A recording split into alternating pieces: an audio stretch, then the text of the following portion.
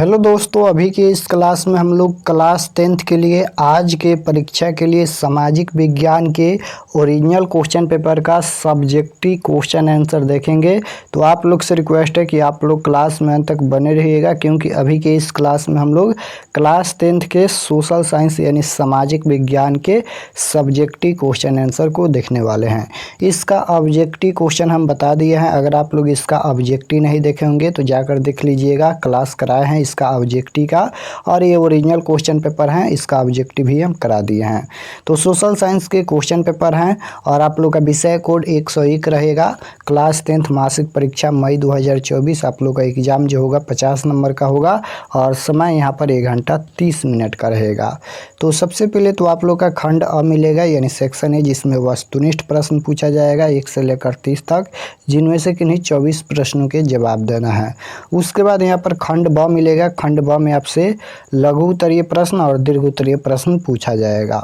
तो सबसे पहले लघु उत्तरीय प्रश्न पूछा जाएगा। तो यहाँ पर 1 से 10 तक लघु उत्तरीय प्रश्न पूछा गया है, जिनमें से किन्हीं 5 प्रश्नों के उत्तर देना है और सामाजिक विज्ञान के 5 विषयों प्रश्न का उत्तर देना अनिवार्य है। प्रत्येक के लिए 2 अंक निर्धारित हैं। यानी यहाँ पर 10 क्वेश्चन पूछा गया है और यहाँ पर 5 विषय में से प्रत्येक विषय का एक एक प्रश्न का जवाब देना है यहाँ पर। तो आप लोग देख लीजिए, यहाँ पर प्रत्येक विषय का जवाब देना है सभी विषय में, जैसे यहाँ पर इतिहास हो गया, अर्थशास्त्र हो गया, भूगोल हो गया, सभी में से एक एक प्रश्न का जवाब देना है।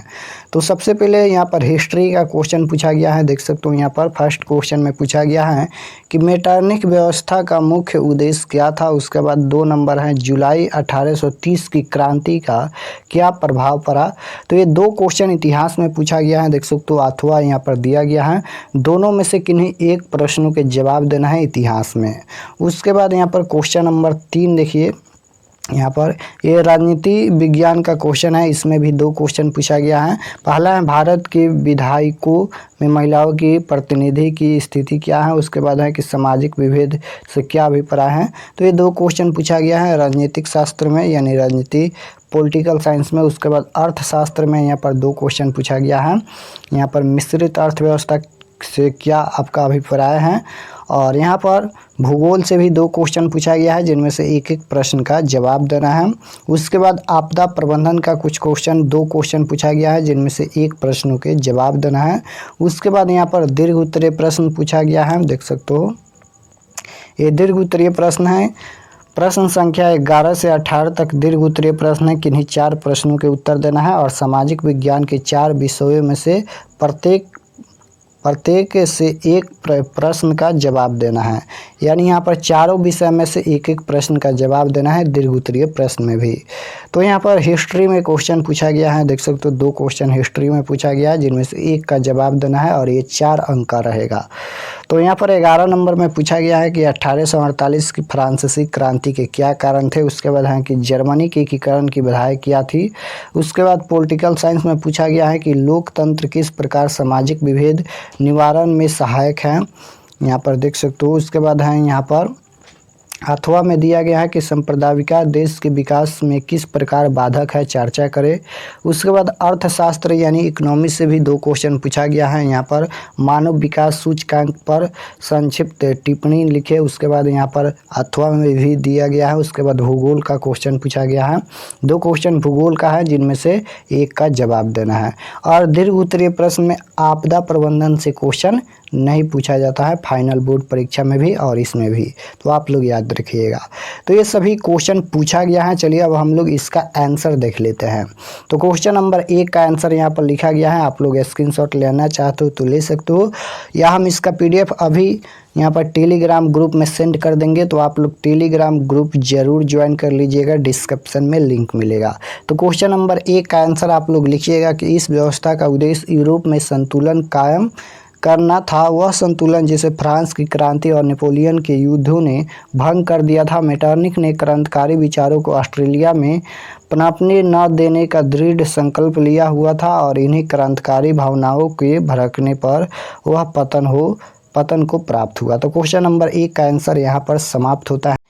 उसके बाद यहाँ पर जो क्वेश्चन पूछा गया था कि सामाजिक विभाजन से आप क्या समझते हैं, ये क्वेश्चन नंबर 4 में पूछा गया था। यहाँ पर लिख देते हैं क्वेश्चन नंबर ये 4 में पूछा गया था कि सामाजिक विभाजन से आप क्या समझते हैं। तो इसका आंसर आप लोग लिखिएगा कि जन्म, भाषा, जाति तथा धर्म के आधार पर प्रत्येक समाज के लोगों में विभाजन होना स्वाभाविक है।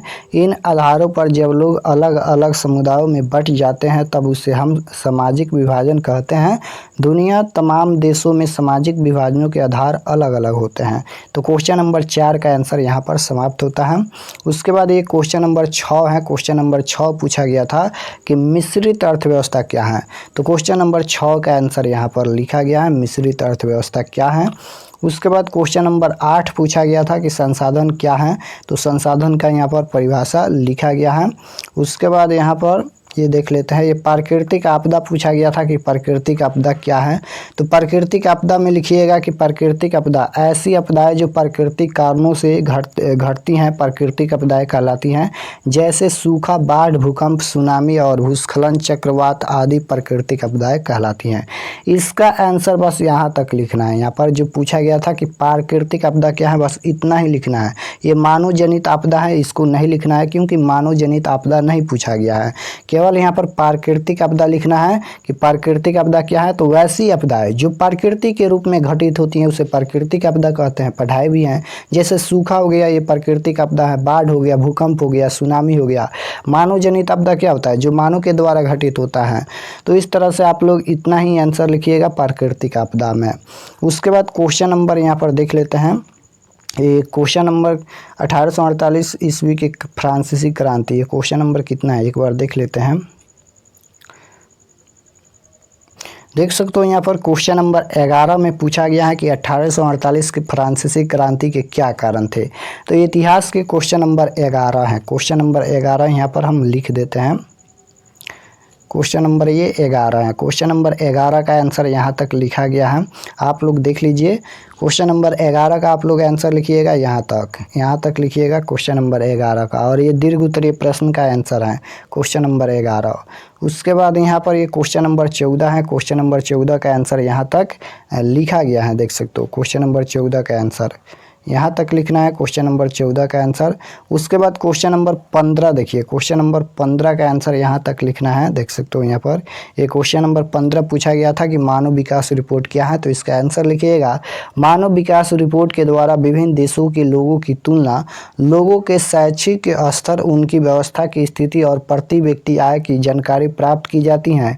यह रिपोर्ट पहली बार संयुक्त राष्ट्र विकास कार्यक्रम द्वारा प्रकाशित की गई थी। यह आर्थिक विकास का पैमाना है। मानव विकास सूचकांक बराबर जीवन का आशा सूचकांक प्लस शिक्षा स्तर सूचकांक प्लस जीवन का स्तर सूचकांक। 2006 ईस्वी में मानव विकास सूचकांक की गणना विश्व के 179 देशों के लिए की गई थी, जिसमें भारत का क्रम 0.611 अंक के साथ 126 पर है।